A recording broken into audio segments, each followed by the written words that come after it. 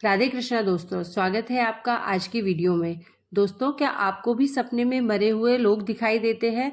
किसी को अपने सपने में मृत दादाजी के दर्शन होते हैं तो किसी को अपनी दादी माँ के। शायद आपने भी सपने में मृत परिजनों को अवश्य देखा होगा। तो आपने कभी सोचा या आपको कभी ऐसा विचार आया कि आपको ऐसा सपना क्यों दिखाई दिया? इस सपने का अर्थ क्या हो सकता है? लेकिन दोस्तों, क्या आप जानते हैं सपने में मृत परिजनों का दिखाई देने पर हमें महत्वपूर्ण संकेत भी मिलते हैं। सपने में मृत परिजन दिखना कोई आम बात नहीं है। इसके पीछे गहरा रहस्य छिपा हुआ है, जिसका वर्णन हमारे पुराणों में किया गया है। आज हम आपको उन्हीं महत्वपूर्ण संकेतों के विषय में बताने जा रहे हैं, इसलिए आप इस वीडियो को पूरा जरूर देखिए। दोस्तों, आज की इस वीडियो में हम आपको पितृपक्ष में सबसे अधिक सुनी जाने वाली एक ऐसी कथा सुनाने जा रहे हैं। इस कथा के माध्यम से आपको समझ में आ जाएगा कि सपने में मृत लोगों को देखने का क्या अर्थ होता है। अगर सपने में मरे हुए लोग दिखाई देते हैं तो हमें बहुत ही महत्वपूर्ण संकेत मिलते हैं। दोस्तों, कथा को शुरू करने से पहले आपसे एक अनुरोध है कि प्लीज़ वीडियो को लाइक करें और चैनल को सब्सक्राइब करें। चलिए कथा आरंभ करते हैं। एक समय की बात है, नारद मुनि कैलाश पर्वत पर भगवान शिव से मिलने के लिए गए। वहां पहुंचकर नारद मुनि ने भगवान शिव को प्रणाम किया। भगवान शिव ने बड़े प्रेम से नारद मुनि का आदर सत्कार किया और पूछा, नारद मुनि, आपका कैलाश पर्वत पर आने का क्या प्रयोजन है? अवश्य ही तुम किसी महत्वपूर्ण कार्य से या कोई महत्वपूर्ण समाचार लेकर आए होंगे। तब नारद मुनि ने कहा, हे देवों के देव महादेव, आप तीनों लोकों में सबसे बड़े हैं और आपसे कोई भी बात छिपी हुई नहीं है। आपको समस्त चराचर के भूत और भविष्य का ज्ञान है, इसलिए मैं आपके पास एक महत्वपूर्ण प्रश्न लेकर आया हूँ। कृपया आप मेरे प्रश्न का समाधान करने की कृपा करें। भगवान शिव ने कहा, मुनिवर, तुम सत्य कहते हो। हम तीनों लोकों में निवास करने वाले सभी प्राणियों के बारे में जानते हैं। आखिर आपका प्रश्न क्या है? आप मुझसे क्या जानना चाहते हो? तब नारद मुनि ने कहा, हे भोलेनाथ, मैं मृत्युलोक में भ्रमण करने गया था और वहां से लौट रहा हूँ। वहां मैंने भूत, प्रेत और पिशाच आदि कई विचित्र चीजें देखी जो वन में निवास करती हैं। इसके साथ ही मैंने देखा कि सभी दुष्ट शक्तियां मनुष्य को परेशान करती रहती हैं और उन्हें हमेशा दुख देती हैं। इसका क्या कारण है और यह सभी बुरी शक्तियां मनुष्यों को क्यों परेशान करती रहती हैं? इसके अलावा मेरे मन में एक और प्रश्न उठ रहा है कि मनुष्य कई बार सपने में अपने पूर्वजों को देखता है। इसका क्या अर्थ है? सपने में मरे हुए लोग दिखाई देने का क्या मतलब है? इससे मनुष्य को कौन से संकेत मिलते हैं? हे भोलेनाथ, मैं समस्त मनुष्य जाति के कल्याण के लिए इन प्रश्नों के उत्तर जानने के लिए आपके पास आया हूँ। नारद मुनि के प्रश्न सुनकर भगवान शिव ने कहा, हे मुनिवर, तुमने समस्त मानव जाति के कल्याण के लिए उचित प्रश्न किए हैं। मैं आपको इनके उत्तर अवश्य दूंगा, परंतु उससे पहले मैं तुम्हें एक पवित्र कथा सुनाता हूँ। इस कथा में आपको आपके इन प्रश्नों के उत्तर मिल जाएंगे। आप इस कथा को बड़े ध्यान से सुनना और जो भी प्राणी इस पवित्र कथा को ध्यान लगाकर सुनेगा, उसके घर में हमेशा खुशहाली बनी रहेगी और उन्नति के नए द्वार खुलते चले जाएंगे। तब नारद मुनि ने कहा, हे भोलेनाथ, आप मुझे वह पवित्र कथा सुनाइए, मैं उसे बड़े ध्यान से सुनूंगा। फिर भगवान शिव ने नारद मुनि को यह पवित्र कथा सुनाई। एक समय की बात है, मध्य प्रदेश में एक बड़ी ही सुंदर और रमणीय नगरी थी। उस नगरी में एक व्यापारी अपने 4 भाइयों के साथ रहता था। व्यापारी और उसके सभी भाइयों का विवाह हो चुका था और वे सभी मिलजुल कर बड़े प्रेम से रहते थे। व्यापारी के घर में किसी भी चीज की कोई कमी नहीं थी, क्योंकि वे सभी मिलजुल कर व्यापार करते थे। उस नगरी में उस व्यापारी जैसा कोई भी धनवान नहीं था। यह सारी संपत्ति उस व्यापारी को उसके पूर्वजों से प्राप्त हुई थी। व्यापारी के पूर्वज बहुत बड़े दानी और दयालु थे। वे सभी दान, धर्म, यज्ञ और अनेक प्रकार के धार्मिक कार्य किया करते थे। परंतु वह व्यापारी बहुत बड़ा कंजूस स्वभाव का था और उसके अंदर उसके पूर्वजों के लक्षण बिल्कुल भी नहीं थे। व्यापारी ने अपने जीवन में न तो कभी दान धर्म किया, न कभी यज्ञ करवाया और न ही कोई धार्मिक कार्य करवाया। व्यापारी ने अपने जीवन में बहुत धन इकट्ठा किया, परंतु उसने उस धन का कभी सदुपयोग नहीं किया। उसने अपने द्वार पर आए याचक को भी कभी फूटी कौड़ी तक नहीं दी, न कभी भूखों को भोजन कराया। वहीं व्यापारी के पूर्वज भूखों को भोजन कराते थे और निर्वस्त्र को वस्त्र दान करते थे और गरीबों की कई प्रकार से सेवा करते थे। परंतु व्यापारी अपने पूर्वजों का अनुसरण नहीं करता था और हमेशा ही धन इकट्ठा करने में लगा रहता था। इस तरह से उस व्यापारी के पास बहुत सारी संपत्ति हो गई, लेकिन उसके पूर्वज उससे बहुत नाराज हो गए। व्यापारी के पूर्वजों को अपने बेटे का व्यवहार ठीक नहीं लगा और वे पितृलोक में दुखी रहने लगे। धन कमाने के लालच में व्यापारी इतना अंधा हो गया कि वह अपने पूर्वजों को भी भूल गया और उसने धीरे धीरे अपने पूर्वजों का श्राद्ध तथा तर्पण आदि कार्य करना भी बंद कर दिया, जिससे उसके पूर्वजों की आत्मा की तृप्ति नहीं हो पाई। वे अपने बेटे के इस व्यवहार के कारण अत्यंत दुखी रहने लगे। फिर एक दिन व्यापारी के पूर्वज पितृलोक में आपस में बातचीत करते हुए व्यापारी से मिलने का विचार करते हैं। सभी पूर्वज इकट्ठे होकर धर्मराज के पास जाते हैं और उनसे हाथ जोड़कर प्रार्थना करते हैं। हे धर्मराज, हमारे पुत्र की बुद्धि भ्रष्ट हो गई है। धीरे धीरे वह कमाने की लालसा में हमें भूल चुका है, जिससे हमारी संतुष्टि नहीं हो रही है। कृपया हमें हमारे पुत्र से मिलने की अनुमति दें। हम अपने पुत्र को समझाकर कुछ समय बाद वापस लौट आएंगे और उसे शास्त्र का ज्ञान देकर आएंगे। तब धर्मराज ने उन्हें आज्ञा देते हुए कहा, दिव्य आत्माओं, तुम तुम्हारे पुत्र से मिलने के लिए तो नहीं जा सकते हो, परंतु तुम उसे सपने के माध्यम से संकेत जरूर दे सकते हो। धर्मराज की यह बात सुनकर सभी पितृगण सहमत हो जाते हैं और एक एक करके अपने पुत्रों के सपनों में जाकर उन्हें दर्शन देते हैं। सबसे पहले वे अपने बड़े पुत्र, जो कि एक व्यापारी था, के सपने में जाकर दर्शन देते हैं और संकेत देते हैं, परंतु उसका बड़ा बेटा उन संकेतों को समझ नहीं पाता और अगले ही दिन वह उस सपने को भूल जाता है। वह अपने पितरों द्वारा दिए गए संकेतों को नजरअंदाज कर देता है। फिर पितृगण अपने अन्य पुत्रों के सपनों में जाकर उन्हें भी संकेत देते हैं, लेकिन वे भी उन संकेतों को समझ नहीं पाते और नजरअंदाज कर देते हैं। कोई भी अपने पूर्वजों द्वारा दिए गए संकेतों को नहीं समझ पाता, जिससे पितृगण नाराज हो जाते हैं। व्यापारी और उसके सभी भाई धन के लालच में पूरी तरह अंधे हो चुके थे, इसलिए वे अपने पूर्वजों द्वारा दिए गए संकेतों को नहीं समझ सके। फिर भगवान शिव कहते हैं, सुनो मुनिवर, इस प्रकार पितृगण के सपनों में दर्शन देने के कुछ ही दिनों बाद उस व्यापारी को व्यापार में नुकसान उठाना पड़ता है। धीरे धीरे उसका व्यापार चौपट हो जाता है और उसकी सारी संपत्ति नष्ट हो जाती है। इसके कारण उन भाइयों में झगड़े होने लगते हैं। वे अपने पूर्वजों द्वारा जमा की गई सारी जमीन जायदाद और यहाँ तक कि अपने घरों को भी बेच देते हैं।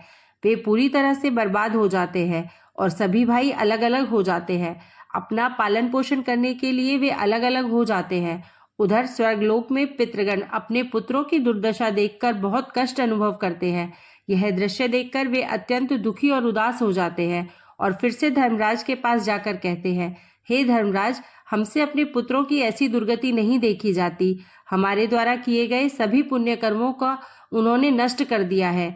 कृपया आप कुछ ऐसा उपाय कीजिए जिससे उन्हें उनकी भूल का पता चल सके। भगवान शिव कहते हैं, सुनो मुनिवर। फिर धर्मराज उन पितरों से कहते हैं, हे दिव्य आत्माओं, मैं तुम्हारी व्यथा को अच्छी तरह समझता हूँ, इसलिए मैं अवश्य ही तुम्हारी सहायता करूँगा। फिर धर्मराज एक ब्राह्मण का रूप धारण कर पृथ्वी लोक पर आते हैं और उन पितरों के पुत्रों से मिलने जाते हैं। वे सबसे पहले व्यापारी के घर जाते हैं। वह व्यापारी बिस्तर पर पड़ा हुआ था, क्योंकि उसे घर कई प्रकार की बीमारियों ने घेर रखा था। व्यापारी की पत्नी ने ब्राह्मण का आदर सत्कार किया और दान दक्षिणा देने लगी। तब वह ब्राह्मण कहता है, बेटी, तुम्हारे घर में पितृदोष है, इसी कारण तुम्हारे पति की यह दुर्दशा हुई है। तुम्हारे पति के कर्मों के कारण तुम्हारे पूर्वज नाराज हो गए हैं। ब्राह्मण की बात सुनकर व्यापारी ने पूछा, हे ब्राह्मण देवता, मैंने ऐसा कौन सा पाप किया है जो मेरा सब कुछ बर्बाद हो गया है और मेरे भाई भी मुझे छोड़कर चले गए हैं और मुझे अनेक बीमारियों ने घेर लिया है। तब ब्राह्मण ने कहा, तुमने अपने पूर्वजों को नाराज किया है। तुम्हारे पूर्वजों ने जो संपत्ति और पुण्य अर्जित किया था उसे तुम और तुम्हारे भाइयों ने मिलकर नष्ट कर दिया है, जिस कारण तुम्हारी और तुम्हारे भाइयों की यह दुर्दशा हुई है। तुम्हारे पूर्वजों ने तुम्हें और तुम्हारे भाइयों को सपनों में आकर कई महत्वपूर्ण संकेत दिए थे, परंतु तुमने उन संकेतों को नजरअंदाज कर दिया और अपने पूर्वजों का अपमान किया है। यही कारण है कि तुम्हारा सारा धन और वैभव नष्ट हो चुका है। इस प्रकार ब्राह्मण द्वारा बताए जाने पर व्यापारी को सब कुछ याद आ जाता है और उसे याद आता है कि सपने में उसके पूर्वजों ने उसे दर्शन दिए थे। व्यापारी ब्राह्मण से कहता है, हे ब्राह्मण देवता, आप सत्य कह रहे हैं। हमारे पूर्वजों ने हमें सपनों में दर्शन अवश्य दिए थे, किंतु हम उनके संकेतों को समझ नहीं पाए। कृपया मुझे बताएं कि सपने में पूर्वजों को देखने पर क्या संकेत मिलते हैं। भगवान शिव कहते हैं, सुनो मुनिवर। फिर ब्राह्मण देवता ने कहा, हे पुत्र, ध्यान से सुनो। मैं तुम्हें सपने में पूर्वजों के दर्शन होने पर मिलने वाले संकेतों के बारे में बताता हूँ। धर्मराज कहते हैं, यदि पितरों का उद्धार नहीं होता है तो वे प्रेत योनि में ही मृत्युलोक में भटकते रहते हैं और भूख प्यास से व्याकुल होकर अपने परिवारजनों के घर में प्रवेश करते हैं। यदि सपने में हाथी, घोड़ा, बैल अथवा मनुष्य का विकृत रूप दिखाई दे तो समझ लेना चाहिए कि पितृगण अपने पुत्रों के व्यवहार से अत्यंत दुखी हैं। जो मनुष्य पशु पक्षियों को अन्न का दान नहीं करता है, उसके पितृ अत्यंत दुखी होते हैं और पशुओं का रूप धारण करके सपनों में दर्शन देते हैं। यदि मनुष्य को कोई ऐसा सपना आता है जिसमें कोई पशु अथवा जानवर मनुष्य की वाणी में बोलता हुआ दिखाई दे, जैसे कुत्ता, बिल्ली, भैंस आदि मनुष्य की तरह बातें करते हुए दिखाई दे, तो इसका अर्थ यह होता है कि मनुष्य के पितृ उससे अत्यंत रुष्ट हैं। ऐसे मनुष्य को भविष्य में भयंकर अपमान का सामना करना पड़ सकता है। ऐसे मनुष्य के जीवन में दुख और क्लेश होता है। उसके भाई बंधु पशुओं की भांति आपस में ही युद्ध करने लगते हैं। यदि तुम अपने सपने में अपने पूर्वजों को भूख और प्यास से व्याकुल देखते हो तो यह संकेत अत्यंत महत्वपूर्ण है। इसका तात्पर्य यह है कि तुम्हारे पितृ अभी भी प्रेत योनि में भटक रहे हैं। इसका कारण यह है कि उनके लिए उचित रूप से श्राद्ध कर्म और तर्पण नहीं किया गया है। वे अब भी अपने परिवार से आहार और जल की प्रतीक्षा कर रहे हैं। यह स्थिति तब उत्पन्न होती है जब पूर्वजों का तर्पण समय पर नहीं किया जाता या जब श्राद्ध की प्रक्रिया को पूरी श्रद्धा से नहीं निभाया जाता। तुम्हारे पूर्वज स्वप्न के माध्यम से अपनी पीड़ा व्यक्त कर रहे हैं ताकि तुम उनकी स्थिति को समझो और उनके लिए आवश्यक धार्मिक अनुष्ठान कर सको। इस समस्या का समाधान यही है कि अपने पितरों के लिए विधि पूर्वक श्राद्ध कर्म और तर्पण किया जाए।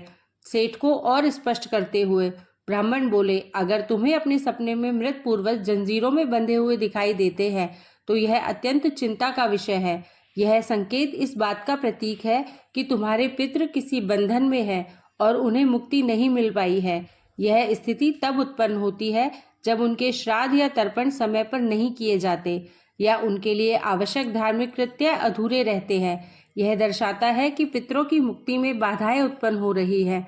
इस समस्या का समाधान भी यही है कि तुम दान, श्राद्ध और तर्पण का आयोजन करो ताकि पितरों की आत्मा को शांति मिल सके और वे अपने बंधनों से मुक्त हो सके। उन्होंने आगे कहा, अगर तुम्हारे पूर्वज सपने में मैले और फटे पुराने वस्त्र पहने हुए दिखाई दे तो यह अत्यंत अशुभ संकेत है। यह इस बात का प्रतीक है कि तुम्हारे पितृ अत्यधिक दुखी और पीड़ित हैं। वे प्रेत योनि में भटक रहे हैं और उनकी आत्मा को शांति प्राप्त नहीं हो पा रही है। यह तब होता है जब उनके लिए श्राद्ध कर्म, तर्पण और पिंडदान नहीं किया जाता। इसलिए जब भी इस प्रकार का सपना आए, अपने पूर्वजों की आत्मा की शांति के लिए तुरंत पिंडदान और तर्पण करना अनिवार्य होता है। सेठ से बात करते हुए ब्राह्मण ने समझाया, अगर तुम्हारे पूर्वज सपने में तुमसे कुछ मांगते हुए दिखाई दे तो यह इस बात का संकेत है कि उनकी कोई इच्छा अधूरी रह गई है। उनके जीवन काल की कोई अभिलाषा अधूरी रह गई थी जो उन्हें मुक्ति प्राप्त करने में बाधा डाल रही है। ऐसे सपनों में यह देखना महत्वपूर्ण है कि वे किस प्रकार की वस्तु की मांग कर रहे हैं। तुम्हें उस वस्तु या उसकी समरूप चीज का दान करना चाहिए ताकि उनके अधूरे कार्य पूर्ण हो सके और उनकी आत्मा को शांति प्राप्त हो सके। जब उनकी इच्छाएं पूरी हो जाती है तो वे प्रेत योनि से मुक्ति पा लेते हैं। ब्राह्मण ने सेठ की ओर देखते हुए कहा, यदि सपने में तुम्हारे पूर्वज तुम्हारे सिर पर हाथ फेरते हुए दिखाई दे तो यह अत्यंत शुभ संकेत होता है। यदि सपने में तुम्हारे पूर्वज मुस्कुराते हुए दिखाई दे तो यह भी अत्यंत ही शुभ संकेत होता है। इनका अर्थ होता है कि तुम्हारे पूर्वज तुमसे अत्यधिक प्रसन्न हैं और तुम्हें अपना आशीर्वाद दे रहे हैं। ऐसे सपने इस बात का प्रतीक होते हैं कि तुम्हारे जीवन में कुछ अच्छा होने वाला है और तुम्हारे पूर्वज सदैव तुम्हारे साथ रहकर तुम्हारी रक्षा कर रहे हैं। यह संकेत तुम्हारे पितरों की प्रसन्नता का प्रतीक है जो उनके आशीर्वाद के रूप में प्रकट हो रहा है। उन्होंने आगे समझाया कि यदि तुम्हारे पूर्वज तुम्हारी ओर हाथ बढ़ाते हुए दिखाई दे तो यह अत्यंत शुभ संकेत है। इसका अर्थ यह है कि तुम्हारे पितृ तुम्हारे प्रयासों से संतुष्ट है और तुम्हें जीवन में सफलता मिलेगी। ऐसे सपने दिखना यह दर्शाता है कि तुम्हारे पितृ तुम्हारे साथ हैं और वे तुम्हारी उन्नति और सफलता के लिए आशीर्वाद दे रहे हैं। इस प्रकार के सपने आने पर तुम्हें यह सुनिश्चित करना चाहिए कि तुम सही मार्ग पर चल रहे हो। ब्राह्मण ने चिंतित स्वर में कहा, यदि सपने में तुम्हारे पूर्वज अचानक अदृश्य हो जाते हैं तो यह एक अशुभ संकेत होता है। इसका अर्थ है कि तुम्हारे जीवन में कोई संकट आने वाला है और तुम्हें सावधान हो जाना चाहिए। यह सपने इस बात का सूचक है कि निकट भविष्य में कोई बड़ी कठिनाई तुम्हारे सामने आ सकती है। ऐसे सपनों से हमें यह सीख मिलती है कि हमें मानसिक और आध्यात्मिक रूप से किसी भी आने वाले कष्ट के लिए तैयार रहना चाहिए। सेठ को और अधिक गंभीर होते हुए बोले कि तुम्हारे पूर्वज यदि तुम्हें क्रोधित अवस्था में सपने में दिखाई दे तो यह इस बात का संकेत है कि वे तुमसे नाराज हैं। इसका अर्थ यह है कि तुम कोई ऐसा कार्य कर रहे हो जो उन्हें पसंद नहीं और ना ही वे चाहते हैं कि तुम उस कार्य को करो। तो तुम्हें अपने मार्ग पर विचार करना चाहिए और तुम्हें उस कार्य को बंद कर देना चाहिए। उन्होंने आगे कहा कि यदि तुम्हें अपने पूर्वज रोते हुए दिखे तो यह अत्यंत अशुभ संकेत है। यह इस बात का प्रतीक है कि तुम्हारे जीवन में कोई बड़ा संकट आने वाला है और तुम्हारे पूर्वज उस संकट से बहुत दुखी हैं। यह सपने इस बात की चेतावनी देते हैं कि तुम्हें सतर्क हो जाना चाहिए और ईश्वर की भक्ति में मन लगाना चाहिए ताकि उस संकट से तुम्हारी रक्षा हो सके। ब्राह्मण मुस्कुराते हुए बोले, यदि सपने में तुम्हारे पूर्वज स्वस्थ, प्रसन्न और तेजस्वी दिखाई दे तो यह अत्यंत शुभ संकेत है। इसका अर्थ है कि तुम्हारे पितरों को मुक्ति मिल चुकी है और वे तुमसे प्रसन्न हैं। ऐसे सपने इस बात का संकेत होते हैं कि तुम्हारे पितृ तुम्हें आशीर्वाद दे रहे हैं और तुम्हारे जीवन में सुख, शांति और समृद्धि आने वाली है। यह संकेत यह दर्शाता है कि तुम सही मार्ग पर हो और तुम्हारे पूर्वज तुम्हारी प्रगति से संतुष्ट है। फिर वह ब्राह्मण देवता कहते हैं, हे पुत्र, यदि तुम्हें भी इस प्रकार के सपने दिखाई पड़ते हैं तो तुम्हें अपने पूर्वजों को प्रसन्न करने के लिए दान, धर्म, श्राद्ध आदि कर्म करने चाहिए, जिससे तुम्हारे सभी कष्ट दूर होंगे। ब्राह्मण की बात सुनकर उस व्यापारी को अपनी गलती का एहसास हो जाता है और वह तुरंत ही अपने भाइयों के पास जाकर ब्राह्मण देवता के द्वारा बताई गई बात बता देता है। फिर सभी भाइयों को समझ में आ जाता है कि उनके पूर्वज उन्हें सपने में आकर संकेत दे रहे थे। तब वे सभी भाई मिलकर नदी के तट पर जाते हैं और अपने पूर्वजों के लिए श्राद्ध, तर्पण, दान, दक्षिणा आदि कार्य करते हैं और अपने पितरों को संतुष्ट करते हैं। फिर एक दिन उनके पूर्वज उनके सपने में आकर उन्हें दर्शन देते हैं और उन्हें नाना प्रकार के संकेत देते हैं। भगवान शिव कहते हैं, हे मुनिवर, जब मनुष्य के पूर्वज संतुष्ट हो जाते हैं तब मनुष्य को अनेक प्रकार के संकेत प्राप्त होते हैं।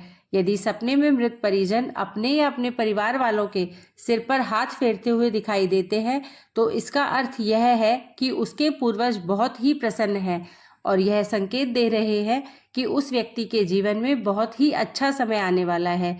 यदि पूर्वज मनुष्य की ओर हाथ बढ़ाते हुए दिखाई देते हैं तो पूर्वज यह संकेत दे रहे हैं कि मनुष्य जो भी काम कर रहा है उसे उस कार्य में सफलता अवश्य मिलेगी।